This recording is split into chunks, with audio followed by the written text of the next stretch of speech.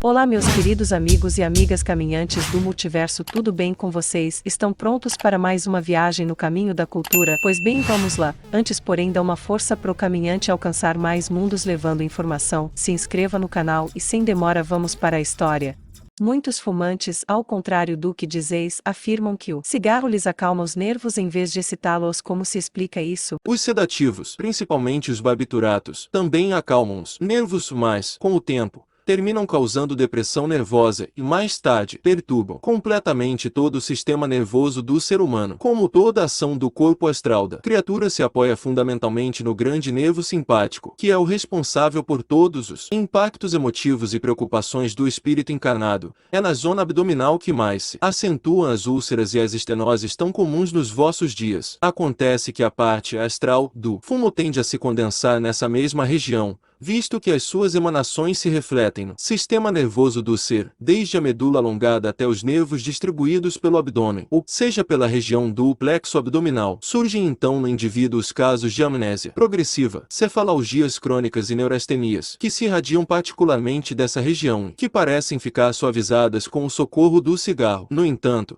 trata-se apenas da chamada angústia astral do vício, como reflexo da região onde o corpo físico se liga à indumentária astral. Acontecimento este que se torna insuportável após a desencarnação e ingresso no além-túmulo. O efeito hipnótico que o astral do fumo produz sobre o nervo simpático, após a nicotina penetrar na circulação, é tomado por muitos como a acalmação dos nervos. O fumo interpenetra todos os interstícios do corpo físico e fixa-se em forma residual, até que os rins, o fígado, a pele e os intestinos possam eliminá-lo satisfatoriamente. No entanto, isso se torna difícil, porque o fumante continua a alimentar o vício, saturando o organismo e enfraquecendo profundamente as suas defesas comuns contra as agressões microbianas ou de tóxicos de outra natureza, e cada vez mais necessita de antitoxina para combater o acréscimo dos venenos do tabaco, e de tal modo essa saturação que, durante qualquer banho a vapor, o corpo do viciado do fumo transpira fortemente o odor acre da nicotina. Enquanto seus órgãos funcionam com regularidade, ele pode sentir-se imunizado contra o veneno do fumo, mas, assim que a natureza começa a ceder em suas defesas, devido ao excesso da carga tóxica, acentua-se sua decadência física e predominar então as enfermidades incubadas. Como o tóxico do tabaco deprime fortemente certas pessoas e exige-lhes o máximo de defesa para debelarem sua agressividade venenosa, elas emagrecem e atribuem então sua esbelteza física ao fato de fumarem. Quando, porém, deixam o vício, os seus organismos abandonam as suas defesas e se servem de todas as energias disponíveis para repararem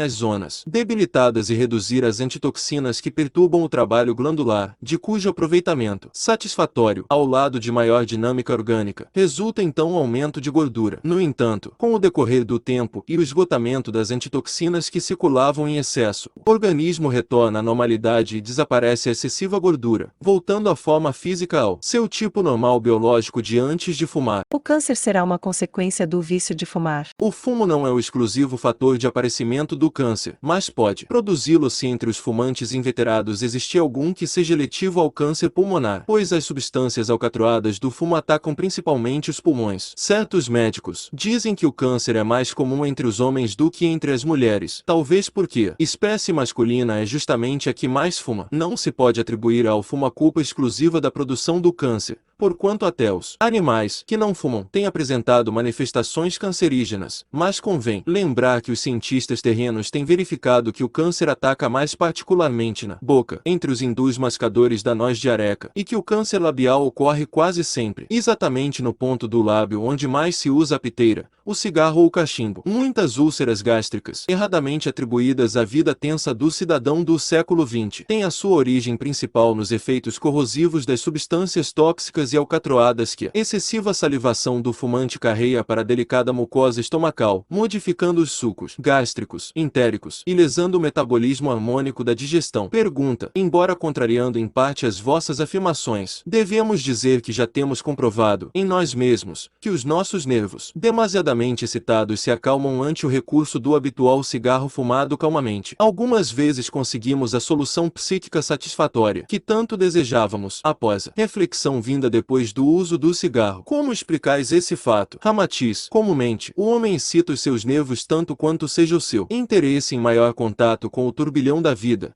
e principalmente devido à cobiça pelas coisas do mundo material. Aqueles que pretenderem uma existência tranquila e se quiserem libertar dos ciclos aflitivos da vida física precisarão orientar-se pela inteligente advertência de Jesus, quando diz: buscai os tesouros que a traça não rói e a ferrugem não consome. A não ser assim, ninguém pretenda possuir nervos calmos, mesmo lançando mão do tabaco ou de qualquer outro processo enganoso.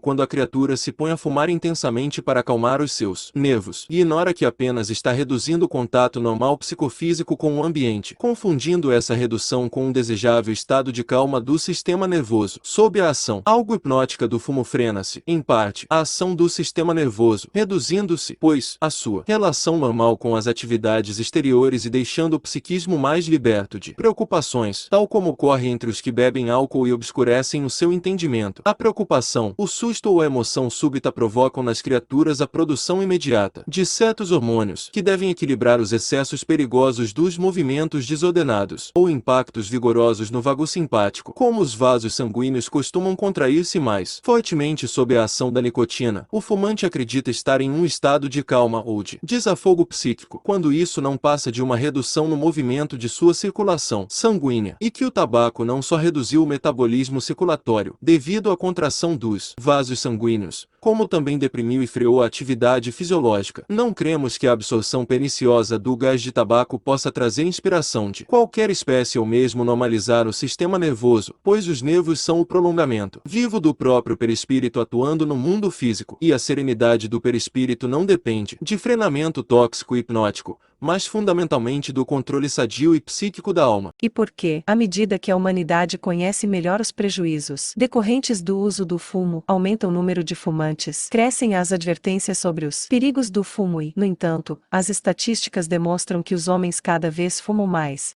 Tudo isso decorre da negligência do homem para consigo mesmo, porquanto, à medida que se torna mais científico e erudito, parece desinteressar-se cada vez mais da sua própria aventura espiritual. O homem do século XX, apesar de excessivamente intelectualizado, vive mais em função das razões ou das sugestões do mundo exterior em vez de auscultar as suas próprias necessidades, preferindo seguir a obcecação da maioria, mesmo que isso lhe seja pernicioso. Mesmo quanto às necessidades mais comuns, ele se submete a essa força sugestiva, seja da moda feminina, a das inovações, sem importância fundamental, a das tolices e trivialidades que todos os dias o rádio, as revistas e anúncios incutem no cérebro dos seres terrícolas, fazendo-os trocar, comprar ou preferir produtos e coisas de que não necessitam. A propaganda moderna é feita por hábeis e manhosos psicólogos, bastante experimentados no tocante às reações humanas. Eles se utilizam de recursos hipnóticos e persistentes, expondo, anunciando os seus produtos de forma fascinante e agradável. E assim, a mais inofensiva dor de cabeça ou impaciência nervosa, associais logo à mente o nome de um produto que a inteligente propaganda soube pôr em evidência no momento. De tal modo atuam sobre vós o rádio, o jornal, a revista e o cinema, que viveis em função dessa fascinação imposta pelo mundo do comércio e da indústria para impingir os seus produtos, agindo de modo astucioso. Então já não escolheis as coisas, elas é que vos hipnotizam e se impõem a vós como imprescindíveis. O mesmo se dá através dos efeitos sugestivos da hábil propaganda do cigarro, efetuada pelas grandes indústrias tabagistas. Elas aliciam opiniões de cientistas, de homens célebres ou de artistas de cinema famosos, estampando seus retratos em cromos luxuosos, cartazes brilhantes e coloridos, onde os dísticos mais poéticos e as frases mais sugestivas destacam a delícia e a fidalguia de fumar. Os próprios homens que não fumam sentem-se atraídos por tão habilidosa propaganda, muitas vezes deixando-se fascinar pelas frases que elevam o cigarro à categoria de uma distinção imprescindível no meio social. Mais tarde, quando o indivíduo se torna fumante inveterado, já não mais precisa da propaganda sugestiva para fumar e, extremamente viciado, chega a perder a noção de civilidade humana em quase toda parte. Ele ouvida que nos veículos e nos salões de divertimentos o fumo pode intoxicar, repugnar ou irritar a muitos. Esquece de que, mesmo em outros lugares de reunião, pode ser detestável ao próximo odor do cigarro de palha, o cheiro forte do charuto ou do sarro do cachimbo. Alguns indivíduos fumam até nos salões dos restaurantes, à hora das refeições. Outros atingem com a fumaça o rosto dos companheiros nas filas dos transportes, pouco se importando com os protestos silenciosos de suas infelizes vítimas. Embora se conclame a fidalguia do cigarro, não é raro o fato de um fumante queimar a roupa do seu companheiro de viagem, causando-lhe por vezes enorme prejuízo. Curta o nosso vídeo ou se inscreva no nosso canal. O Caminhante do Multiverso agradece a sua participação. Você é muito importante para nós. Tenha um bom dia, uma boa tarde e uma boa noite com muito amor, muita paz e muita alegria.